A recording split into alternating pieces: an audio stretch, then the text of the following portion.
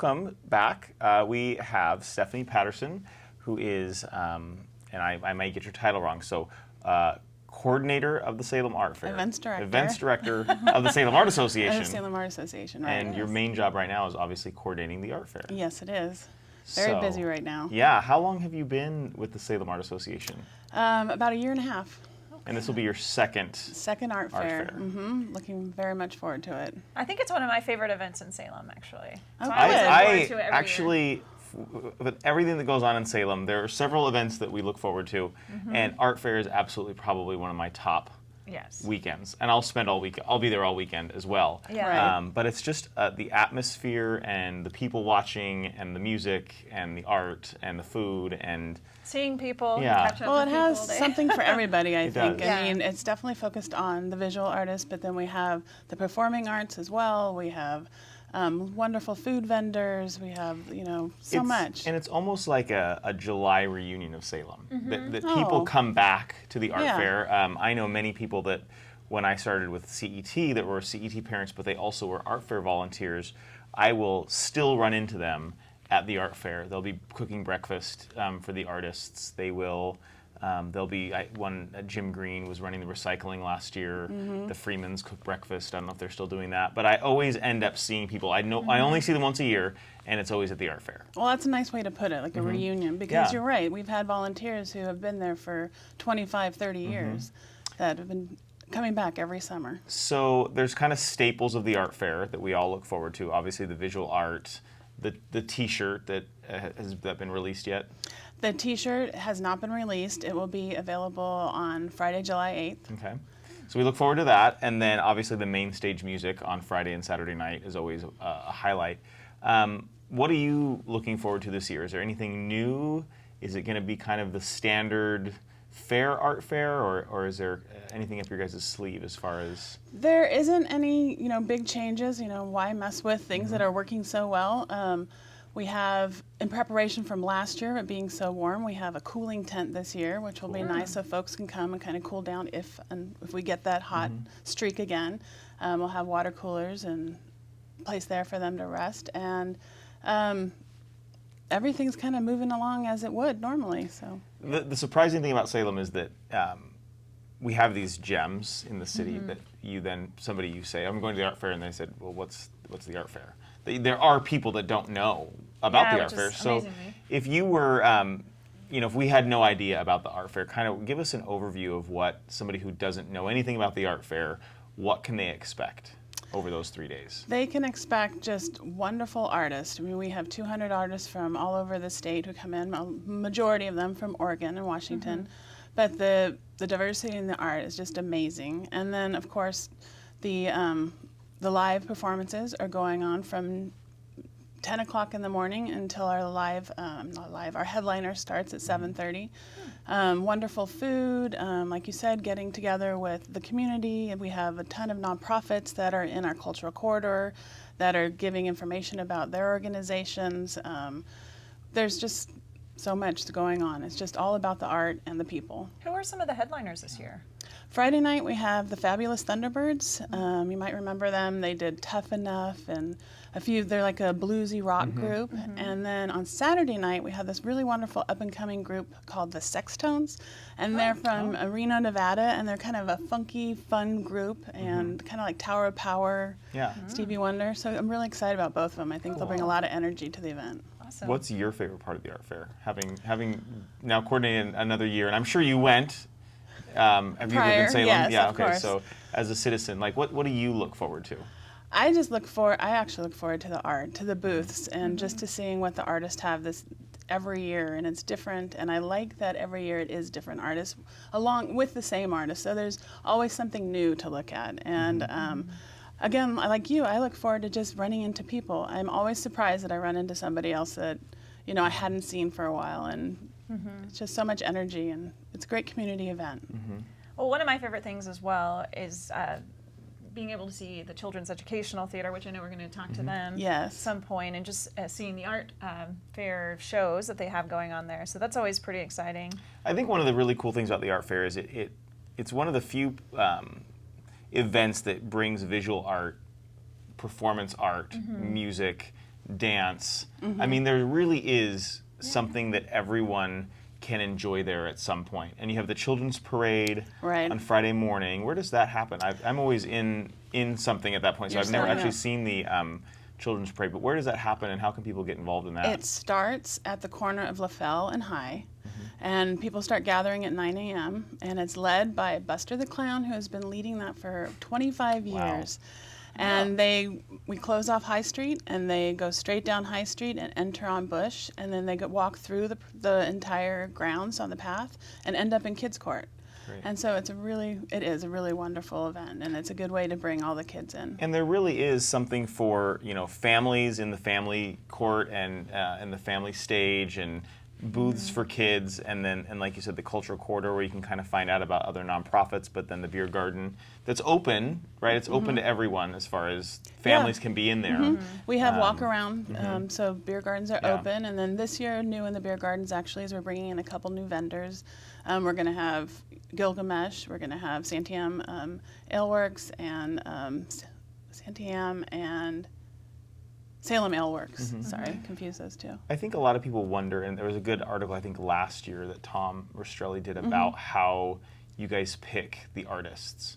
The visual artists? The visual artists, yeah. And how do you pick the musicians? What is your guys' process for picking those two kind of very different aspects of art? They're both juried processes. So like for the performing artist, we have a committee that we take all the applications and we sit down and we listen to all the demos and go through and we jury it.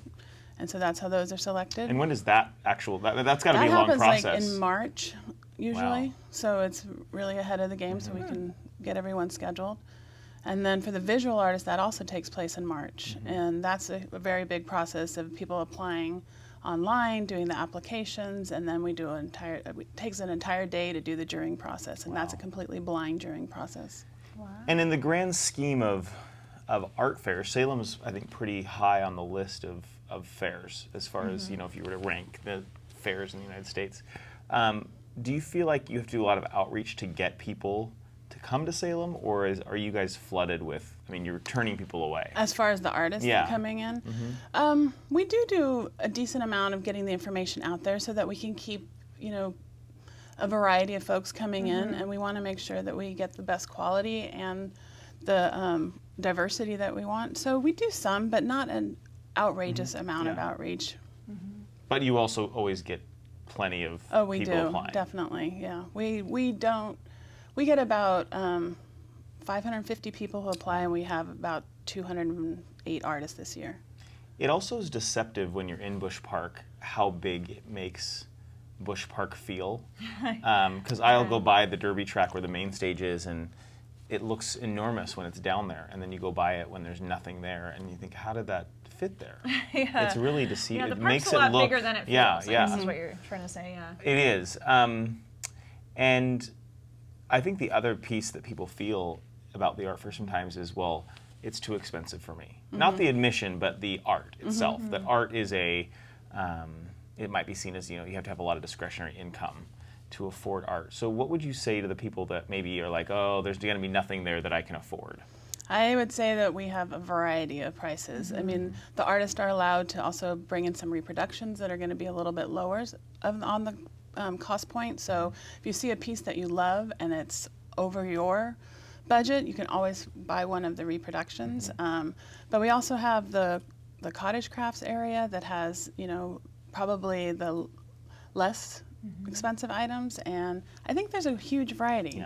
Yeah. And all of this, obviously the art fair is a fundraiser for the Salem Art Association. It is. It's our largest fundraiser. All of this money goes to what? What does it help fund? It goes to all of our programming for the Salem Art Association, which allows us to have no admission into the Busch Barn Art Center, allows us to do our community arts education programs, which goes out into the schools. It helps us with Busch House Museum. We would not be able to do the programming at Salem Art Association without Art Fair. And so, I think for bringing that up, because it is our largest fundraiser. It's huge.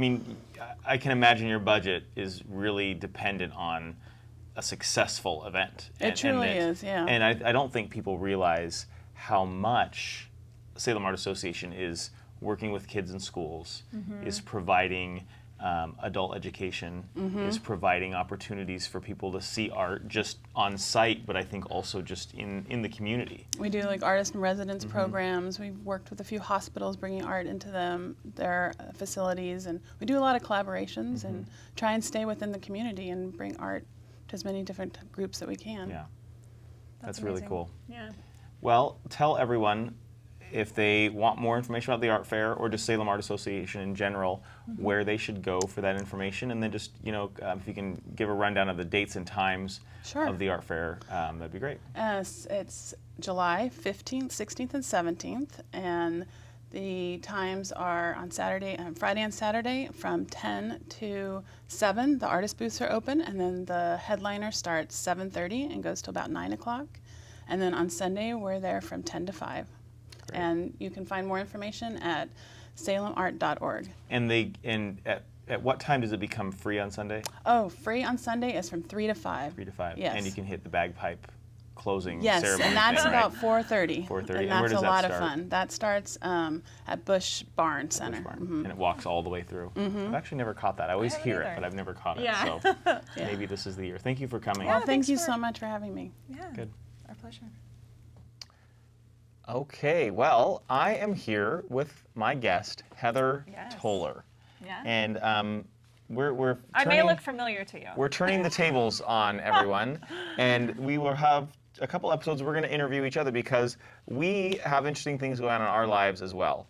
And I am excited to talk to Heather about her recent trip to LA. Yes. And Heather was part of the Broadway Dreams Theater Camp. Her foundation. Wow. Broadway Dreams Foundation, basically they theater put on camp, summer, right? Yeah, they summer call intensive. Summer intensives, yes. So, Heather, talk about what brought you to here, as far as you were part of the Broadway Dreams Foundation Enlightened Theatrics workshop that they had in October. Well, actually, yeah, it was October of last year. Yeah. So they have done 2 master classes here. They did one in October, and then they did one recently in April, I want to say, maybe March even. And it was, so essentially... You participated last year. Yes. Okay. Essentially, Enlightened Theatrics have brought them out a couple of times. They are a nonprofit group where they come out and they are trying to essentially increase educational opportunities for folks in all cities, not just LA and New York. And they're... And you obviously are a sponsoring organization that's going to bring them to a city. Well, yes, to a certain degree, because they do need the facility and they do need the support to make sure that they're going to get enough people to attend these workshops. So what was your April masterclass or your October masterclass like? So it was about a 3-hour masterclass where they had a acting coach, Craig, and I'm going to butcher his last name, so I won't even say it, Diamaco or something like that. And then Annette Tanner, the executive director. And then they also were hoping to have Alex Newell there, but he had to back out. And Alex Newell, she's known on Glee, being one of the performers and one of the characters on Glee. And but actually, Alex couldn't make the first one, and they had another alumni of Broadway Dreams Foundation, who her name's Ryan, and she's actually been on a couple of Broadway shows now. So. Anyway, it was a great class because essentially people came, they brought their 16 to 32 audition songs, and they were coached on the spot. And Craig has a very interesting technique where he really tries to get people to what he would call dig in or center or just take that moment to become the character instead of just saying, I'm singing an audition song now. You actually act it out more believably. So there were aspects of that in the intensive as well. But in the masterclass, it's cool because he had that one-on-one time with you, and then they talked about, at that masterclass, their intensives. And at that moment, I was like, I actually could do one of those because, I do have a lot of PTO time that I never use at work, and I can probably shell out the bucks. And what did you take away from that masterclass? What about that masterclass clicked for you? Well, I think as a musical theater person, at least for me, I've always considered myself a singer, and acting is kind of something that I kind of can do. Obviously, I do here in the Salem community, but I have a little bit of an insecurity about it. You know, I always want to make sure that I'm believable and that I'm not just, you know, acting out a song, so that I'm actually, you know, believable and creating that emotional connection as a character in a musical, which I think sometimes in musicals, people can get away with acting a little more campier. And you know, just for me in my own personal development, I want to be more of an actress. And so in this masterclass, this Craig, he has just really good techniques of helping people connect emotionally. And his goal is to eliminate what he calls schmacting. And, you know, you can figure out what that stands for. But, and just, you know, get people to connect more emotionally through music. So you thought about it. You signed up for the intensive. Yeah. Well, I have a tendency to, when I set my mind to doing something, I just do it, even though it's scary. And I chose at that point, I chose the LA class because they didn't have a lot of cities announced at that point. And I took advantage of like an early bird special. So I thought LA would be fun. It's actually in the Beverly Hills area, so it was a really nice neighborhood. And I was able to Airbnb an apartment in that area. And basically they said to come prepared, you know, to be able to sing 16 to 32 bars of an audition song and bring a headshot and resume. So you packed your bag and your tuba chapstick. I know. And headed to LA. Yeah, your dance belt, your tuba chapstick, and your audition song. So you go to LA. You just got back. Yeah. So. Well, and it's interesting too because it's probably similar to CET. Danny and I were talking about this, but it's like compressed into 1 week as opposed to 6 weeks.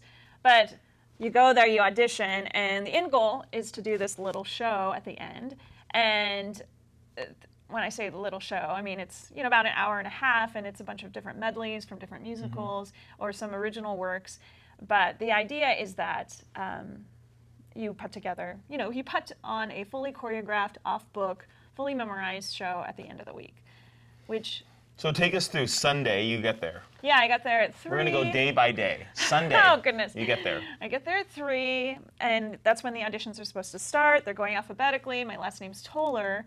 So after about 2.5 hours of waiting in a holding room, they finally make this announcement. I think they were teenagers singing the Hamilton soundtrack. Yes. And I love them, but it was like they decided to sing the entire Hamilton soundtrack.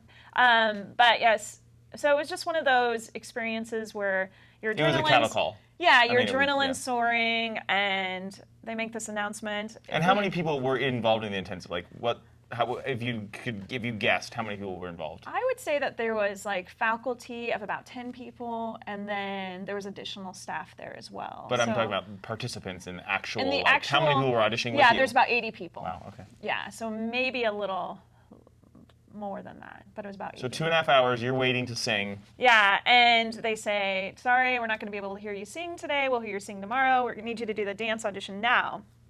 So I get in my dance clothes.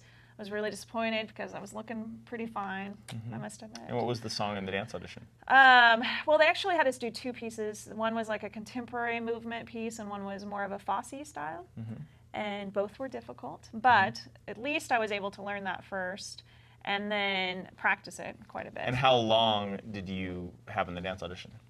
It was about, I would say, 2-3 minute numbers. So it was about 6 minutes. Anyway, so... How long did it take you to learn? Like, what was the chunk of time they gave you to learn the dances? I think I had about an hour to learn them. But after I got my dance clothes, learned the numbers, then they said, never mind, we actually do want to hear you sing. At this point, it's what time? So it's like 7:30, so I you've think. been there for 4.5 hours. You waited to sing, you didn't sing, you went and danced. Yeah. And now you're a hot mess. So 7:30, and then I finally sing, and I had no idea at that point that I was actually singing for people that had directed on Broadway, that had choreographed Mariah Carey, that had, I mean, just the resume of their faculty was amazing. But it was probably good that I didn't know all of that. I was just kind of going in there like, okay, I'm just going to go in with my best foot forward, and it was a pretty solid audition, I think. And is that how you ended Monday? That was Sunday. Or Sunday, that's how you ended Sunday.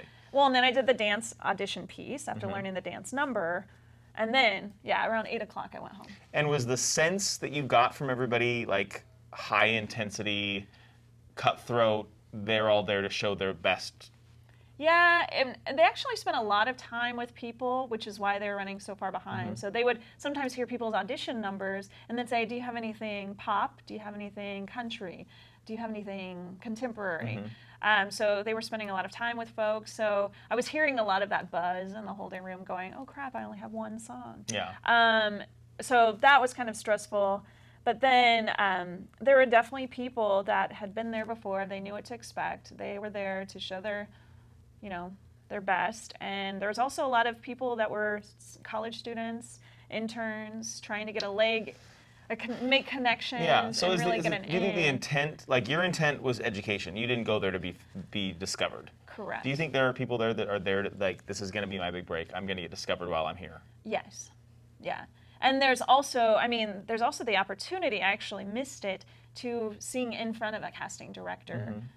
During one of the days, all day she was there, and people were able to go and sing. And why didn't you get a chance to do that? That day, we were not only like trying to finish up rehearsals for staging the particular segments we were on, we were also trying to incorporate tech rehearsals, meeting with the costumer. I mean, it was just so much going on, and I didn't even have like a second to eat lunch that day. So take us through Monday through the following. So Monday you get Sunday. cast, and I was cast into 3 different segments, so different medleys or whatever. And then basically the rest of the days you had 6 to 8 days of rehearsals, 1 to 2 hours of classes. 6 to 8 hours of rehearsals a day, and then 1 to 2 hours of classes. So acting, vocal coaching, or interestingly enough, dancing, and how to sell yourself if you're not a dancer, how to do dance improv auditions. All of those little things. And then on Friday, we really finished up the staging and also did tech rehearsals those days, which was insane because there was one segment. I did a medley of Miss Saigon, and we didn't finish staging it. And I'm thinking, we're performing this tomorrow, but that's all right. So there was just the expectation that you have to really be off book. Once you're given music, the next time you rehearse that, you're off book on that particular piece. So your days of spending 8 hours at rehearsal and being in class, you'd start at what time? Usually start at 10 and at 8 or 9. So what would you bookend your days with? What would you do before you got there, and what would you do at the end? So basically, I'd wake up around 6:30 and start learning music, start memorizing, Yeah, because if you don't memorize while you're doing it, when are you gonna memorize Yeah, exactly. And then once I got home, I'd be memorizing, working on music as I'm like stuffing food down my face. And then trying to sleep somewhere. Yeah.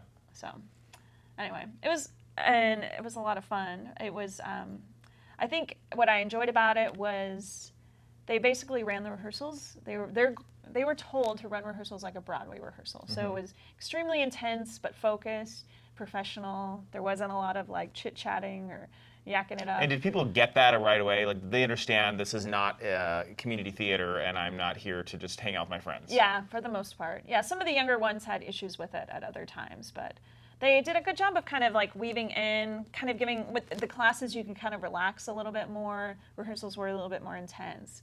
And so you don't think any of that intensive rehearsal was affected to make you, not to make you scared, but to give you a heightened sense of seriousness? They definitely stressed that, but I think the goal was not to scare you into intensity, but to say, our job is to make this like real life. And if you can't handle what it's like in real life in this environment, then you probably can't handle it in a Broadway environment, for example. So, but it was competitive. There were people that I could tell, even with my presence, they were like, who is this lady? A lot of people that do these things do more than one. But at the same time, I was truly impressed by how generous people were with just encouragement. And do you think there were any other insurance professionals there? I actually met one. Did you? Wow. Yeah. Wow. Her name is Carrie. She may watch this because we're Facebook friends now. But she's. It was so funny. Like, it was right before the show on Saturday. And I was like, I'm like, what do you do in real life? And she's like, oh, I work for Health Net. And I'm just like, oh my gosh, how could we go this whole time without knowing that we're both insurance people? So you left LA with a Facebook friend. Yes. And I heard, word on the street is that you attracted a certain level of style of theater person while you were there. What do you mean, like community theater stuff? No, you just had mentioned that you were maybe like able to attract the theater kids that. Oh needed, yes, like the kids that no one else talked to. Yes, I was nice to those kids. There's some awkward theater kids there, but I'm an awkward theater kid myself. So what about let's end with your bag lady story. Oh well, essentially, okay, Beverly Hills. It's like a couple blocks from the Rodeo Drive with like Versace and Prada. It's Rodeo Drive. Rodeo Drive. It's Rodeo Drive. No. It's not Rodeo Drive. It's I think Rodeo everyone Drive. refers to it as Rodeo. Everyone refers to it as Rodeo anyway, Drive. Okay. I've been there. Okay. Anyway, so this place, like the streets smell of Chanel perfume, like it's all like super posh and but anyway, everything's like clean and there's no homeless people even around. What? Yeah, I don't know what they did with the homeless people, but there's no homeless people and there's like really bad plastic surgery everywhere. But so then picture me like in my workout clothes. I have my backpack stuffed full of stuff, usually another bag to stuff full of stuff like food and books and dance shoes and blah, blah, blah. And then I'm like muttering like my lines that I'm trying to memorize, like, and I'm literally walking. You were the homeless person. The streets. And I'm amazed that I wasn't like, shipped off to like Venice Beach or something at that point. But anyway, that. But did you feel like these people that were in that intensive kind of had the same? A lot of people were from the area, and so they just drove there. Gotcha. So I was the one that was like walking 15 minutes to my apartment. But did you eat any good food? I ate at Whole Foods a lot because it was nearby and it was healthy. I didn't really have time to like go out and do like touristy things. Yeah, you didn't meet any celebrities? Let's see. I saw this lady that looked like Zsa Zsa Gabor in the Whole Foods, but I don't think it was her. I think she's dead. I know. I think Zsa Zsa Gabor is dead. Well, I had to go through that like thought process. You saw Taye Diggs though. Oh yeah, Taye Diggs was part of the faculty of Broadway Dreams, and he did a Q&A, and he was great. It was really good, and just the people that were there, just their heart for this nonprofit and for seeing the growth in the students there and giving them honest feedback, not just saying, good job, I'm going to give you your 2 minutes, but they were very honest. I just really appreciated them. All right. Anyway. Good. Well, interesting story. Yeah, and pay attention to Enlightened Theatrics and see if they have any other opportunities of this group coming to Salem, because that's what we want to be watching out for. Yeah, I mean, Enlightened is definitely a good resource to kind of get different experiences. So we appreciate that. And now no one has to ask you about your experience. You can just watch our show. So if you want to know about Heather's experience, don't ask her. Just watch this interview. So thank you, Heather. Thank you. Hello. You're about. Why, you're right. Sorry, now, so if boy, I snare, you do, or him no Africa, how one, you do, boy, I stand, see ships, but I am me, so my, boy, I snake, sweeter, and I wish my faster, her than me, my gibbous, power go dash at the snake, because there, my, why me face it, last my, there's no fate, my. I'm me for I am ma it'll shoot some here that or national ma nasir ordna ma give azor ma today give I had no and I Sarah off now get her thumb now get away. Thank you for watching Isaac's Corner.